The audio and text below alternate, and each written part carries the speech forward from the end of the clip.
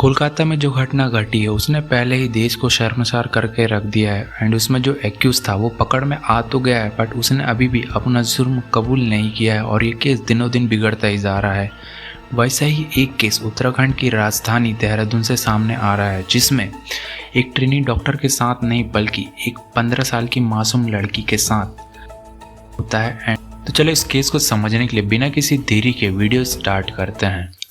तो ये बात है यार 12 और 13 अगस्त की रात की 2024 की, जब एक 15 से 16 साल की लड़की उत्तराखंड की राजधानी देहरादून में कि एक बस स्टैंड में, उस बस स्टैंड का नाम था ISBT देहरादून, वहाँ एक मैगी के दुकान के पास बैठी हुई थी और वो असहज हालत में थी एंड वो परेशान लग रही थी।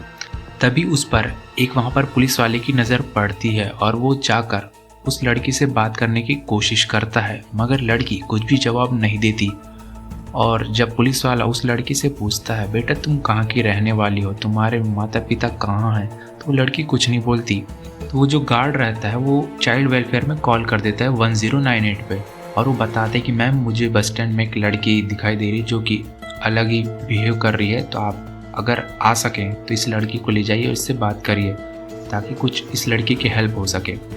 आप एक आध घंटे में चाइल्ड वेलफेयर वाले आ जाते हैं और उस लड़की को अपने साथ ले जा लेते हैं। एंड जब अगले दिन उस लड़की की काउंसलिंग होती है, लड़की ज़्यादा कुछ नहीं बताती, बस शांत रहती है, अपना नाम वाम बताती है।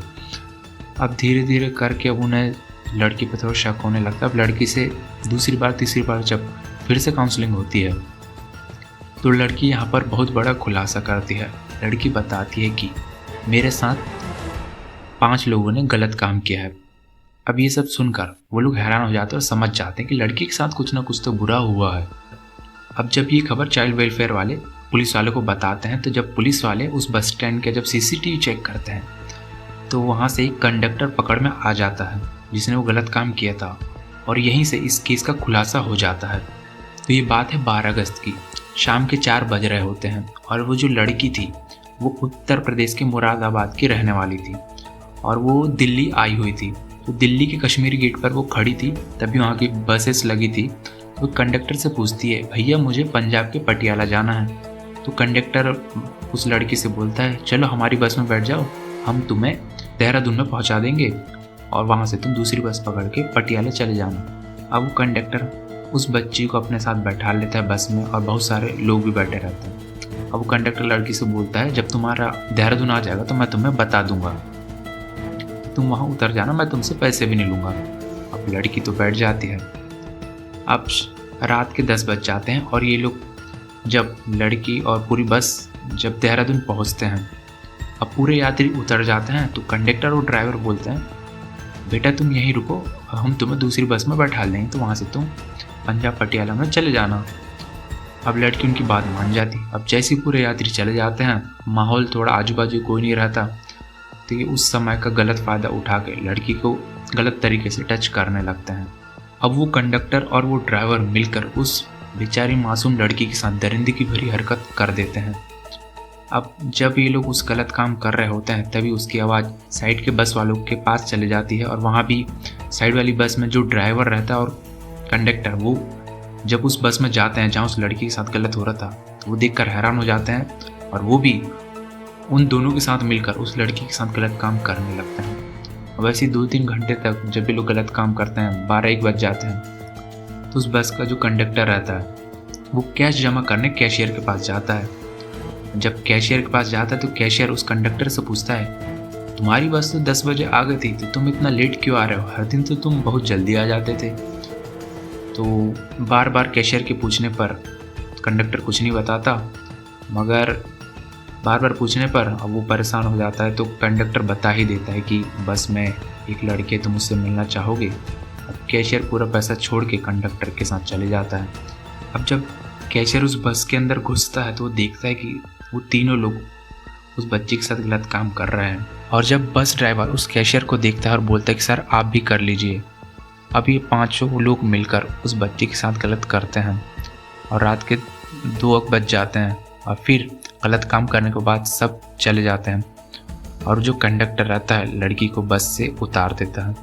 अब लड़की जाके एक मैगी की दुकान रहती है मैगी का स्टॉल रहता है वहाँ जाके बैठ जाती है।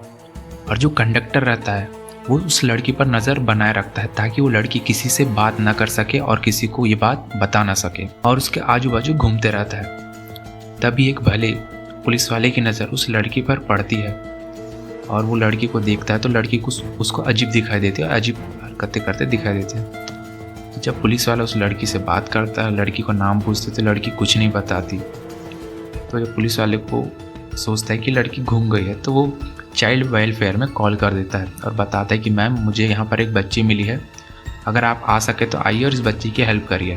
अब थोड़ी देर बाद जब वेलफेयर वाले आ जाते हैं और बच्ची को अपने साथ लेकर चले जाते हैं, अब अगले दिन काउंसलिंग होती है तो बच्ची एकदम डरी हुई थी और कुछ नहीं बता रही थी। दूसरी बार, तीसरी बार, 2-3 दिन बाद जब काउंसलिंग फिर बार बार होते हैं तो लड़की धीरे धीरे बताना चालू करती है और बोलती है कि मेरे साथ उन लोगों ने गलत किया है।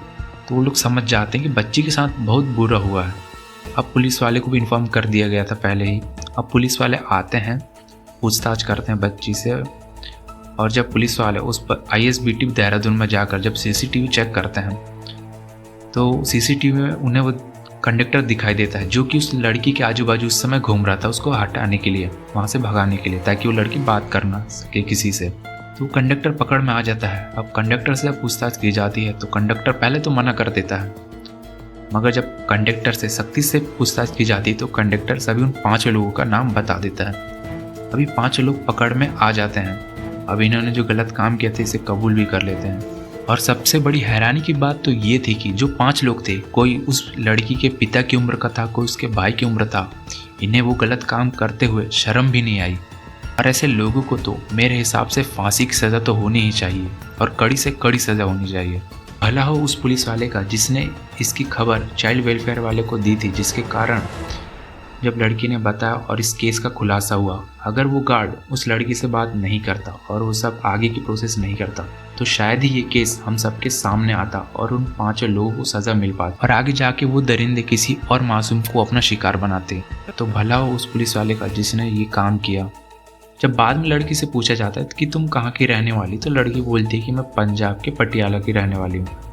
मगर जब रियल में अच्छे तरीके से पूछताछ होती है और पता लगाया जाता है तो पता चलता है कि लड़की थी मुरादाबाद की रहने वाली, जहाँ पर उसके परिवार रहा करता था। और लड़की को जब पहले पूछा गया था तुम्हारे मम्मी पापा हैं या फिर नहीं, तो लड़की मना कर देती है कि मेरे माता पिता तो मर चुके हैं। आखिर वो ऐसे क्यों बोल रही थी इसकी बात तो हमें पता नहीं। और जो लड़की है उसकी अच्छी तरह काउंसलिंग चल रही है और वह भी सुरक्षित है। और जो 5 दरिंदे हैं उन पर अभी भी केस चल रहा है और वो जल्द से जल्द उनको फांसी तो मिलना ही चाहिए। दोस्तों यहीं पर हमारी वीडियो एंड होती है। अगर आपको वीडियो पसंद आई तो चैनल को सब्सक्राइब करके वीडियो को लाइक ज़रूर कर देना। मिलते हैं हम लोग नेक्स्ट वीडियो में।